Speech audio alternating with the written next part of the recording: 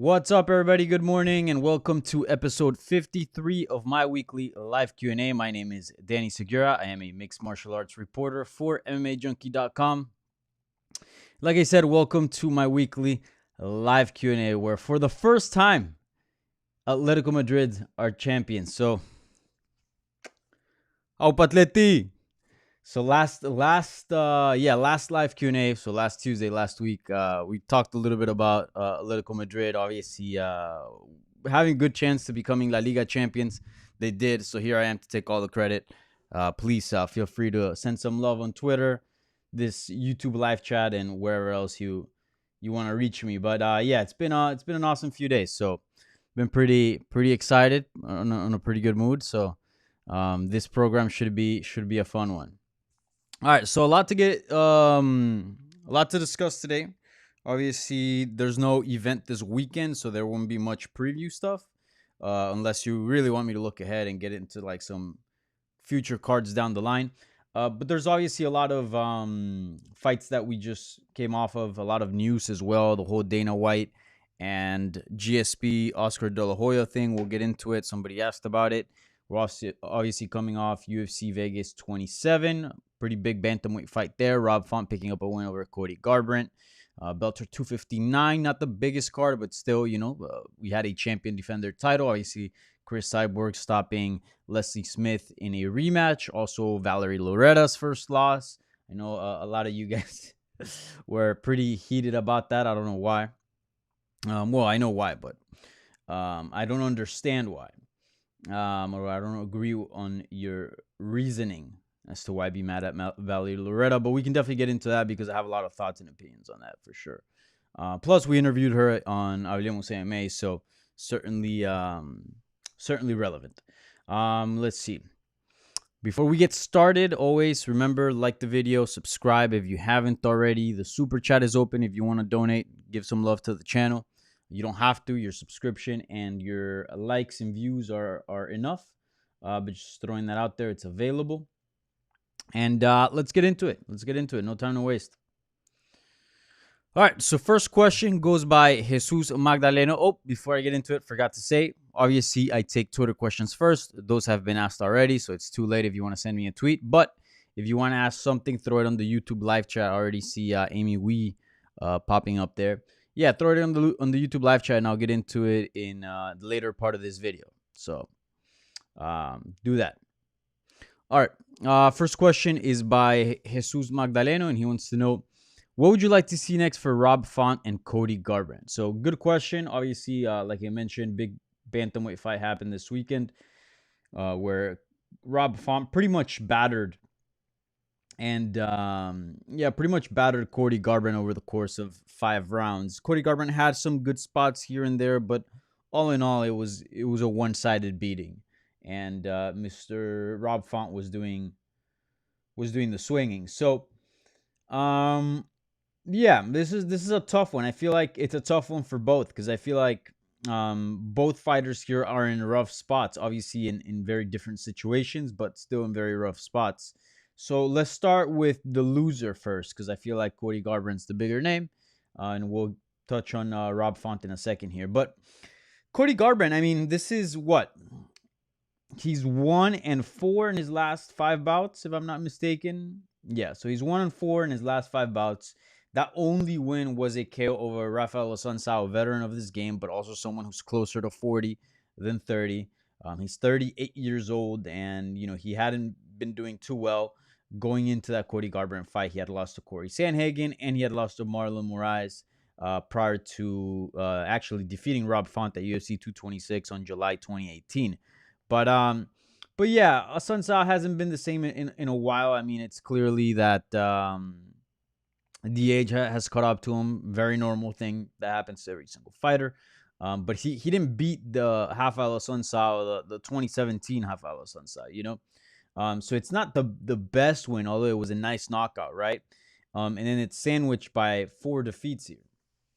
So he's in a pretty rough spot. Fortunately for him, he's got a pretty big name that I feel like the fan base still follows. Believe it or not, like I have a lot of friends that are fairly casuals and they know Cody Garbrandt, and he fights in Daytune they tune in to watch. So he's got a good fan base. So on that side, promotionally, I feel like the UFC can use him a lot. I don't think he's at risk of losing his job. He's a company guy in the sense of he's one of these fighters where he won't get protected. He won't get exactly the Dana White privilege, but kind of, right? I mean, I don't think I mean, he has to go on a really bad losing streak for the UFC to cut him. So I think for now he's fine. I also think in that bout against Rob Font, like, yeah, it was a bad result overall, a bad way to lose. But at the same time, there were some promising things in that bout, right? We saw Cody Garbrandt that's been criticized for having a weak chin and been able to get knocked out and knocked down, right? And he was able to stand there with Rob Font over the course of 5 rounds and take a lot of shots and really hard shots. And yeah, he got wobbled a couple of times, but he was able to recover and keep on fighting. So I think the chin questions are maybe not entirely gone, but this notion that he's a chinny fighter and if you touch his chin, he's out. I feel like that's out of the window. And if you believe that, I think I don't think highly of you. Certainly, again, not the granite chin of the division, not the best chin of the division, but he's certainly by no means a fighter with a weak chin, and I think the Rob Font proved that. And then on top of that, we saw a fighter that's evolving. When have you seen Cody Garbrandt wrestle? I mean, it's been a while since I've seen Cody Garbrandt wrestle, and he did it quite well. And in fact, that second round, I almost scored it for Garbrandt because of the takedowns. Now, I think ultimately in that second round, Rob Font ended up doing more damage and backed them up a bit more, or enough to get the round. But if he would have had control for at least like 30 more seconds in a specific position, I think we could have given that round to Cody Garbrandt. But he looked good. He looked good in that department. I did notice he gassed out, and I asked this on Twitter. I wonder what his post-COVID infection issues, how that affected this performance, because clearly he was gassing out by the second round, and we're not used to seeing that against Cody Garbrandt. I mean, you look at that performance against Dominic Cruz, and he's probably out cardioing, out conditioning Dominic Cruz, you know, not only with volume, not only with his movement, but high energy all throughout. So it's tough, man. It's tough. I think there are some positives from this performance. I do wonder how compromised he entered this bout because of his COVID issues in the past. So I'm not here to say that his career is done. I think there's enough good things to have a promising outlook for Cody Garbrandt. And again, he's only 29 years old. It's not too late to turn the ship at all. So, you know, I'm not too worried about his future. What I would like to see is a step down in competition. Look, this guy's clearly having some issues. This guy clearly has to find himself. This guy clearly has talent, but he's got to figure some stuff out. Do that at a lower level, because trying to figure stuff out and trying to figure out your style and trying to reinvent things and sort of add and take out things to the recipe at this stage, at this level, it is really hard to do. So maybe a lower level fighter with that same performance, with those takedowns, with a little bit of that striking, maybe that would have been enough to beat, you know, maybe not a top 5 guy like Rob Font, but certainly maybe a top 10 guy. So we would have been talking highly of Garbrandt today, this Tuesday, if he were fighting somebody else. So I'd like to see him take down a step in competition, take a step down in competition. Some people have suggested a flyweight run. I don't think that's the best idea, but I do not have enough proof or information to tell you that that's the worst idea. Obviously, there's been a lot of data and things, I believe, for one of his fights in California, where he fought, might have been TJ Dillashaw. Yeah, UFC 227. They did, California was releasing fight night weigh-ins, and that same night, Demetrius Johnson and Henry Cejudo were fighting for the title, if I'm not mistaken. And Garbrandt actually weighed in less than both flyweights. So there could be a future at flyweight. I'm not here to say that there isn't, but Davidson Figueiredo, I just think it's a nightmare matchup for Cody Garbrandt. If you look at it all around, I mean, the guy's faster than any bantamweight. The guy probably hits harder than any bantamweight, really, Figueiredo. He's got tons of experience. He's got crazy submissions. Like, you know, I favor Cody Garbrandt more in a fight against Aljamain Sterling than I do against Davidson Figueiredo. That's just, you know, styles make fights. Now, if something changes where Brandon Moreno becomes champion, which is obviously very possible, Um, Here at UFC 263, they'll be having the immediate rematch. Then that could be promising. That could be interesting. But as of now, with the current champion at 125, I don't like Cody Garbrandt's future in that weight class. So for me, stick at 135. He's been doing all right. He didn't get stopped by Font. Like I said, there was some positive things from that bout. Just take down a step in competition, figure out your style, get past those COVID issues. And look, maybe those were non-existent. I'm just saying, he did struggle a lot months ago with that. And I've talked to many fighters who they're like, no, I thought I was all right and I was training and I was good, but when it came to fight, I really do think the COVID stuff affected me. And fighters who were much less affected and hindered by COVID than Garbrandt. So just think about that. So yeah, stick with 135. Take down a step in competition, or take a step down in competition, and see how you look then. If you look bad and your weight's still fairly low, and 125 is doable, then maybe that wouldn't be the worst idea. But I do think sticking at 135 and kind of seeing what's up is the route here. So we'll see. And then as far as Rob Font, I mean, I mentioned how both these guys are in very tough positions, but very different positions. Obviously, Cody Garbrandt facing one of the worst losing streaks of his career, and Font facing one of the best win streaks of his career. And I say he's in a tough position because of the way everything's looking at 135 pounds, at least at the very top.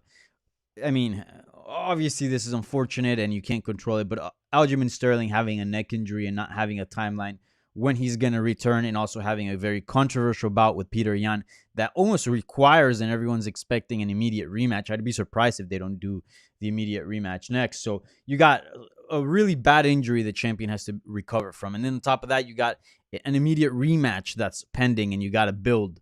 And then on top of that, you got TJ Dillashaw, former champion, big name, returning and fighting the number one contender, Corey Sandhagen, that the winner must become automatically a number one contender. I mean, that's a pretty long queue. You might be looking at a year and a half, maybe, to get a new title challenger in there that's not Dillashaw or Sandhagen.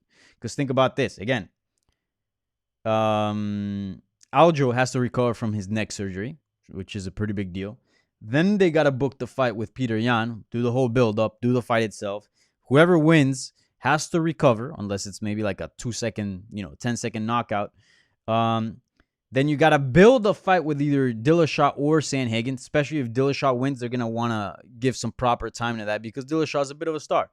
And then whoever wins that, then they got to recover, and then they can take the next contender, which could potentially be Rob Font. Certainly he's up there. So it seems like a long time to wait. So I don't expect Rob Font to be getting a title shot anytime soon.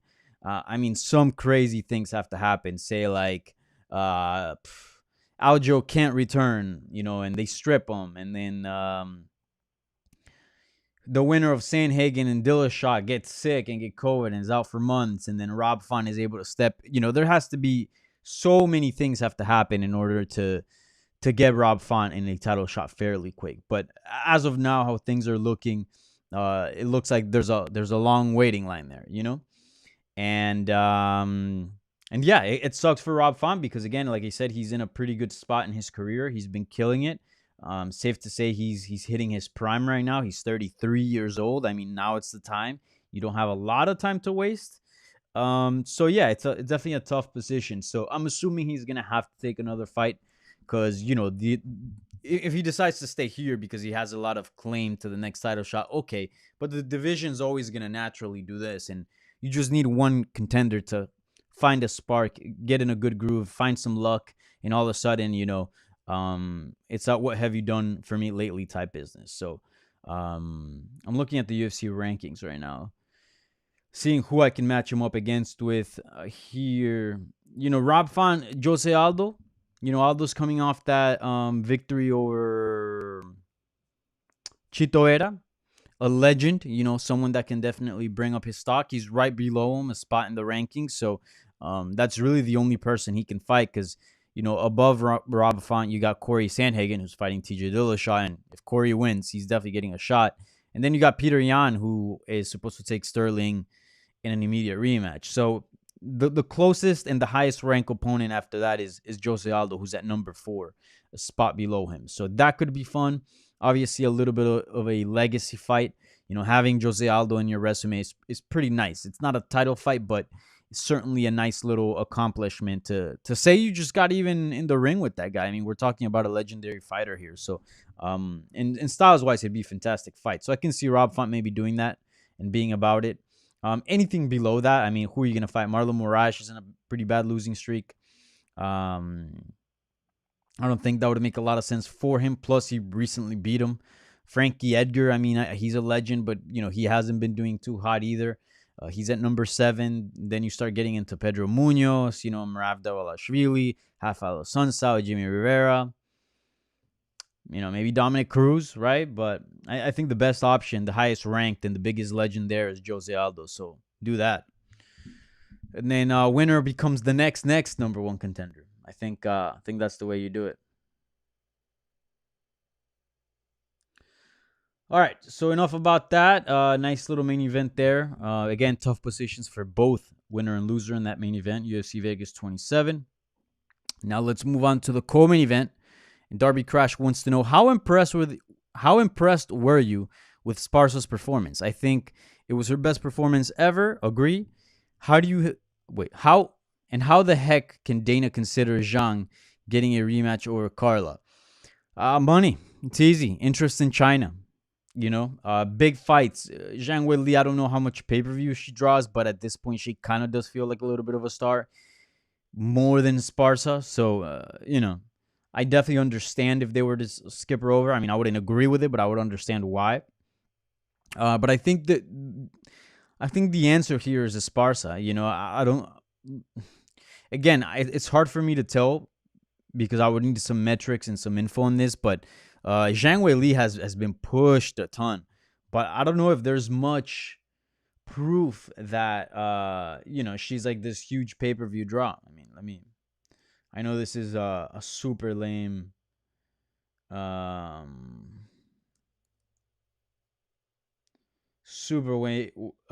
way to look at popularity, but Zhang Weili has 700,000 followers on Instagram. Okay, that's a good amount. I don't think Carla Esparza has that. Yeah, she's probably more popular than Esparza. Esparza has about 155K. There goes your your millennial measurement of success. But I think the biggest draw here is Rose Namajunas. The fact that you're getting her in a title fight. I think at this point, like the B side matters a little bit, but not enough to hey, look, we must get Zhang Weili in that title picture. No, she got knocked out. She only defended her belt once. Yes, it was in a beautiful title fight, one of the greatest fights I've ever been witness of. Obviously against Joanna Jędrzejczyk before the pandemic. But look, no, I think Zhang Weili, if you really want to do things the right way, if you don't want to throw her in there quick and run the risk of her running into another brick wall and then being really the odd woman out in that division, because being 0-2 against the champion is never a good spot. Probably being 0-2 against the champion is probably the worst spot you can be in a division. Like, what's the worst case scenario? That Joseph Benavidez scenario. There's so many examples throughout history, like fighters that once you're 0-2 against the champion, especially if you lose convincingly, fans don't even want to watch it. The UFC doesn't want to book it, doesn't want to get near it. So you just become a gatekeeper or, a high-profile gatekeeper in a way. Obviously, if you're able to maintain a pretty high level. But yeah, I don't think it makes sense to put Zhang Weili in there, put her against another veteran, somebody with a good name, bring her stock back up, Rice interest again. Maybe she gets a nice knockout. Maybe she gets another fight of the night. Who knows? But have her last memory be, or her most recent memory be, hey, look, this is a top contender here, a threat to the title. Don't you forget about this. Not, hey, you got knocked out in the first round within seconds of the fight. So I think Esparza, look, she's cut out her teeth. She clearly made a statement in her last fight here at UFC Vegas 27, putting away Yao Zhanang. Is that how you pronounce her name? And that was her first finish since defeating Rose Namajunas for the inaugural strawweight title back in like 2014 or something. Yang Jonan, yeah. Back in 2014 or something like that. Or 2016? 2014, yeah, December of 2014. So look, she's been racking up all these decision wins and losses for years, and all of a sudden she gets a TKO win, and she clearly made a statement. One performance of the night. Her wrestling is a problem to anybody at 115 pounds. I don't care who it is. And look, this latest win streak, Virna Gendiroa, super legit. Alexa Grasso, super legit. Michelle Watterson, Marina Rodriguez, Yan Jonan now. I mean, that's worthy of a title shot right there. So I'd like to see Carla Esparza fight for the title next against Rose Namajunas. It's a fun rematch. A little bit of a old school, veteran pioneer matchup there going on. I love it. I like it. I think it's a good fight. Plus, I'm a little bit, not that I'm sick of it. Obviously, we've witnessed some great finishes, some fantastic fights, but the top of strawweight, it's kind of been a little bit stale in the sense that the top girls are constantly fighting each other. Joanna gets a bunch of title shots. Zhang Wei Li, now you want to put her in an immediate rematch. Rose wins one fight, and now she's still up there. And she gets a title shot, and she won. It's always kind of been that. I want to see some fresh matchups, and that's what Carla Esparza brings. So put her in there. That's what I want to see. Put her in there. I feel like a lot of fans want to see that too. All right, a passive wokeness. Paul Felder retired, but just moved him down 2 spots in the rankings. Make it make sense. I can't. Yeah, I really can't. This is ridiculous. The rankings are ridiculous, but you guys knew that, so there's not much for me to say here. I mean, a fighter literally tells you, I'm done. I'm no longer competing. In fact, I told you this months ago, but I was kind of lukewarm. I wasn't really sure about it. And now I'm telling you, and I'm putting it on the broadcast, I am done. I am no longer fighting. And they just move him down the rankings. I don't know what you want me to say. It's pretty ridiculous. But let's use this question, this ridiculous question about the rankings, to address the retirement. So yeah, Paul Felder retired from the sport. I think it's good. I think it's a good move. I think he summed it up best in the scrum that he did after the event. You can check that out on MMAJunkie.com. And he said it, man. He's like, look, I'd rather retire a touch too early than a touch too late. And, he's certainly not leaving at the top in the sense of, he's on a nice win streak or anything like that. In fact, he's on a 2-fight losing streak. But he was ranked number 6. Those performances were good. We're at a high level. He looked good. Split decisions, right? The RDA one was controversial. He definitely didn't deserve that split decision. And I think no, Paul Felder would agree with that. But certainly the Dan Hooker fight was a very close one. So he is leaving on top in that sense. Like he's leaving fighting the best, giving them tough fights, fighting at a high level, and clearly being an elite fighter in that weight class. If he's not top 5. I don't think Paul Felder is. I think the number 6 ranking was good. And in fact, we actually I complimented the rankings last week about how on point they were about the UFC lightweight division last week.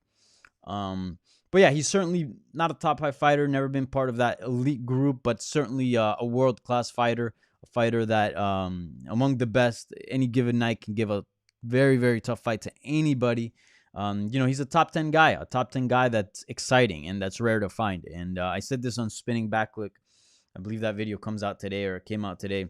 You can check that out. But rarely, you'll see these guys come through the UFC and other organizations where there'll be fun matchups in certain fights. In some other fights they won't be such good matchups. Styles make fights. You've heard that over and over because it's true.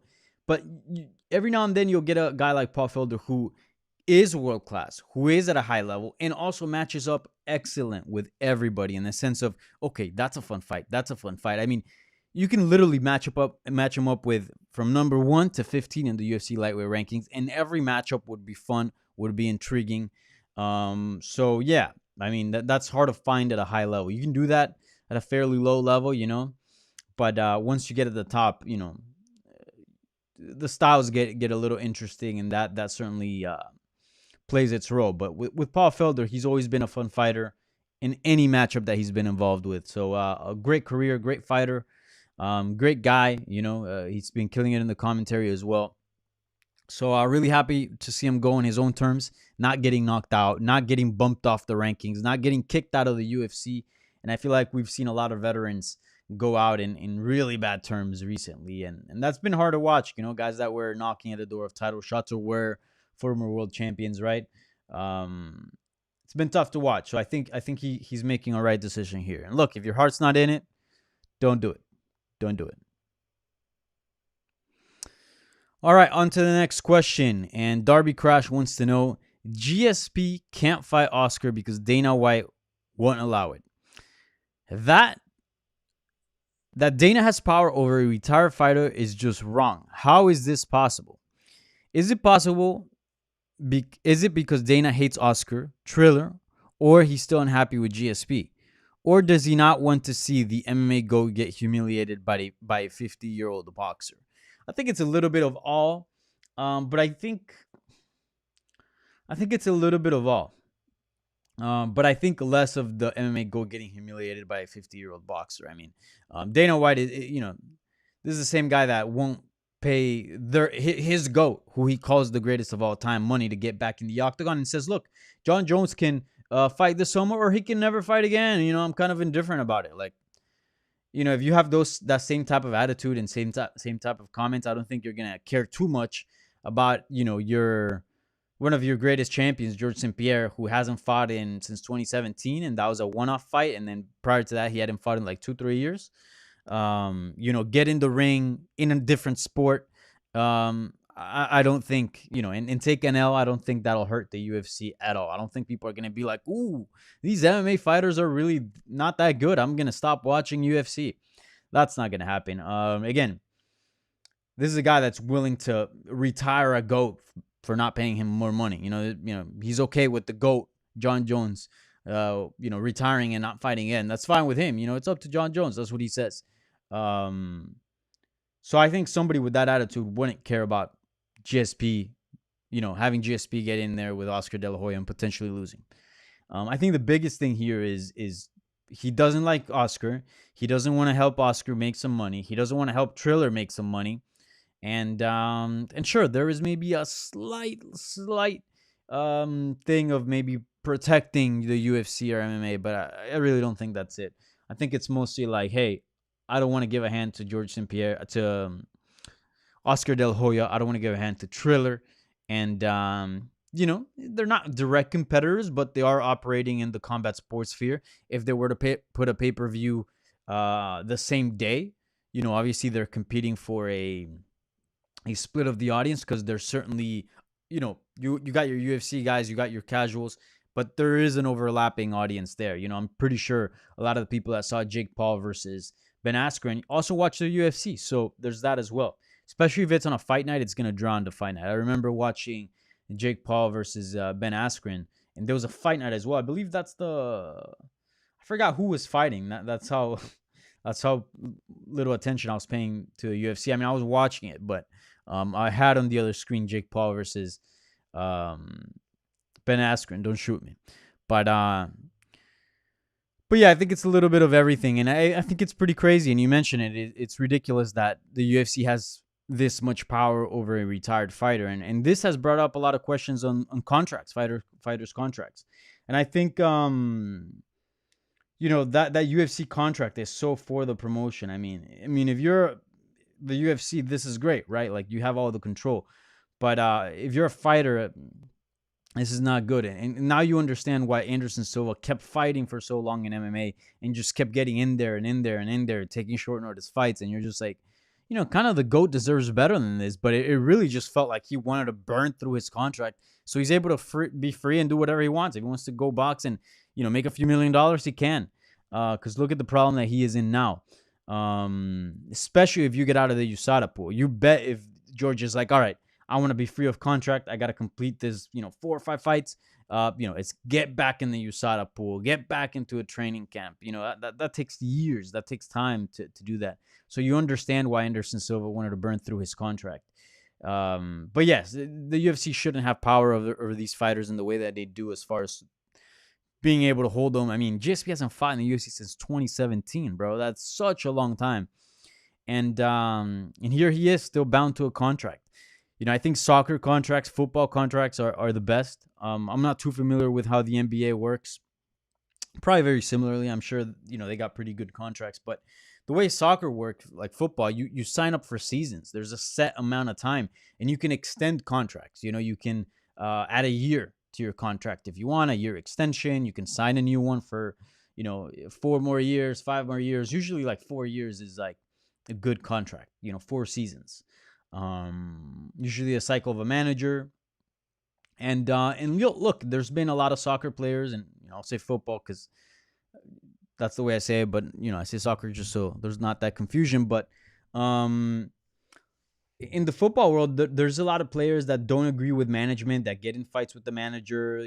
They're not playing them. They're not happy with some things in the contract. They said they were going to get this much playing time. They're not.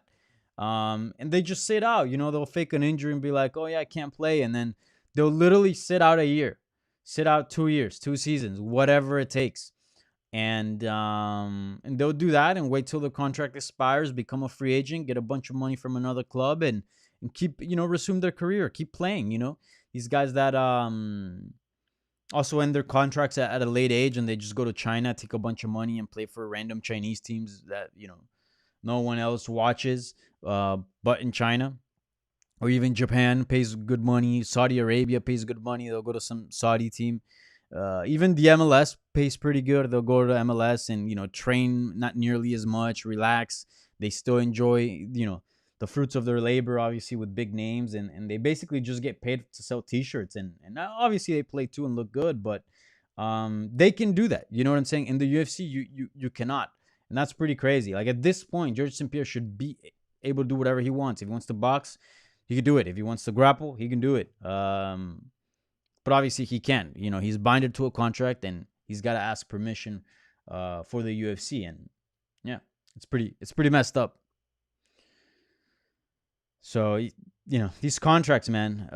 If I were a fighter, I wouldn't sign anything beyond 4 fights. Anything. Anderson Silva was famous for signing 8-fight deals. Like, what? Dude, 8 fights could mean 4 years. Like, do you even know, especially in combat sports, like, your career, can make a turn like that. One bad injury and you can't fight MMA or whatever. So, yeah, it's pretty nuts. There needs to be a time clause. There needs to be a time clause in these contracts. But what are you going to do? All right, this is the last Twitter question, and then I hop over to the YouTube live chat. So again, if you got questions, or if you got any comments you want to throw my way as well, feel free and throw them on the YouTube live chat, and I'll get to them in just a second. So, A Passive Wokeness wants to ask, have you been playing Warzone or Apex after the latest updates? Some fun, new stuff, or have you been busy since things are picking up? Oh, wait. Have you been busy since things been picking up in MMA and boxing? Yeah, I've been extremely busy. But on my days off, I definitely like to get some video games in. I don't play Apex. I played it like twice when it was like first popping, maybe like 2 years ago. But I don't know. I just couldn't get into it. It was just too much. And Warzone, I was able to get into it pretty quick. And that's what I've been playing. In fact, I was playing it last night with my friends. And I play that on a weekly basis. Not every night. I'm busy. But, every other day, maybe I'm hopping on Warzone at least for a couple games. But yeah, Warzone's amazing. I still can't believe it's free, right? Such a crazy game. And yeah, we've been so busy, obviously with the MMA and boxing schedule. Like it's been crazy, been working like crazy, but that's how it is. A year ago in the pandemic, when this was first starting, it was completely the opposite. We went months without an event, and it was rough in its own different ways. So yeah, I'm not complaining. We have a free weekend this weekend, so that's what I'm excited for. I wish we get a little bit more of these, some weekends off because really, if you work in MMA media, like your weekends are done. You're done. Like you're just at home working, watching fights. Even if you're not working, like sometimes I'll get like a Saturday off where we don't require the whole crew over at MMA Junkie to work a specific card because it's probably a small card or whatever. Um, and then say like I don't have to work, but like I still have to watch the fights because it's my job. I have to keep up with the sport. I have to talk about it. I have to write about it. So I either have to dedicate a certain portion of my Sunday to watch the fights, or I just watch them, but I just don't work. Which is chill. Obviously, I can pay more attention to them and even have friends over and stuff. Um, but yeah, certainly like if you're working for MMA media, your weekends are donezo. For the most part. For the most part. All right, I'm gonna hop over to the YouTube live chat. There's a couple questions there, and then I'll bounce out again. If you got any questions, feel free to throw them there. I forgot to connect my mouse via Bluetooth, so I keep actually touching the computer, which is making the computer shake because it's on a stand, which gives it the wobbly camera thing, which sucks. I hate it. Remind me next time. Let's see here. Do you predict Kevin Lee winning his upcoming fight? I did see he had an upcoming fight, but I forgot against who.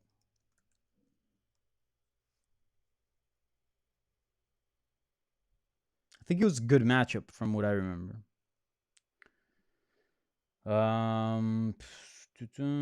Sean Brady. Okay. Sean Brady's legit. He's coming off a loss. Oh, no, he's not. Oh, shit. He's undefeated. What? Who was it the fighter that...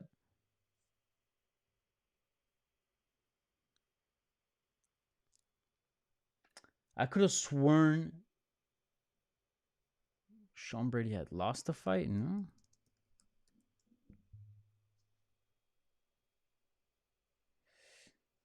Let's see here.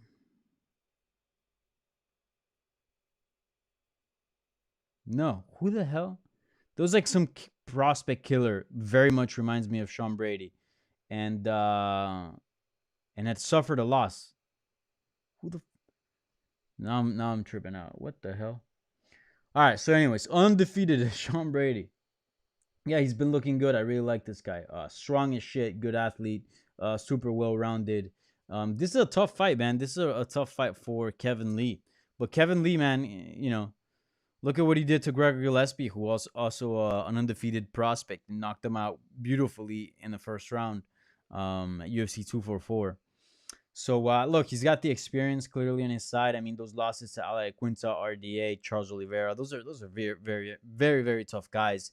And, he did lose to Tony Ferguson, sure. But at the same time, it's not like Kevin Lee's reached a certain level and hasn't been able to cross it. No, he's crossed it, but sometimes he loses.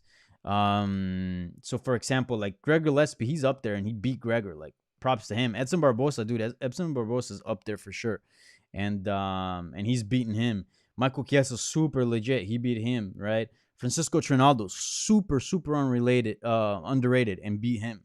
So he's definitely gotten past like very, very good names. Just certain matchups haven't been able to work out for him. So who knows? I mean, I think I'm gonna favor Kevin Lee just because he's got the more experience. He's the more known commodity here. But would I be surprised if Sean Brady beats him? No, I wouldn't be. I mean, he's a tough dude.